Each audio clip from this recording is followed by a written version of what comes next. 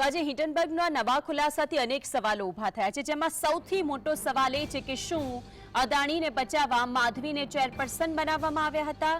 સેબીના chairman પદે માધવી બુચની 2022માં નિમણૂક કરવામાં આવી હતી. હિંડનબર્ગ રિપોર્ટમાં એ પણ દાવો કરવામાં આવ્યો છે કે અદાણી ગ્રુપના કહેવાથી માધવીની વરણી કરવામાં આવી હતી, જેના કારણે કેન્દ્ર સરકાર સામે સવાલો ઉઠી રહ્યા છે. અદાણી ગ્રુપને બચાવવા માધવી બુચને ચેરમેન બનાવવાના આરોપ છે. હિંડનબર્ગ દ્વારા 2 વર્ષની તપાસના અંતે રિપોર્ટ જાહેર કરવામાં આવ્યો છે.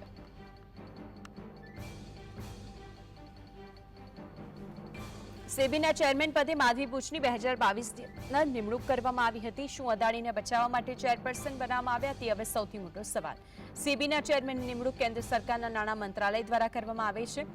હિંડનબર્ગના રિપોર્ટનું અનુમાન અદાણી ગ્રુપના કહેવાથી માધવીની વરણી કરવામાં આવી હતી કે કેમ, તે પણ એક પ્રશ્ન છે, જેના કારણે કેન્દ્ર સરકાર પણ શંકાના દાયરામાં આવી શકે છે. કેન્દ્ર સરકાર એટલા માટે શંકાના દાયરામાં કારણ કે ત્યાંથી જ ચેરપર્સનની નિમણૂક થાય છે.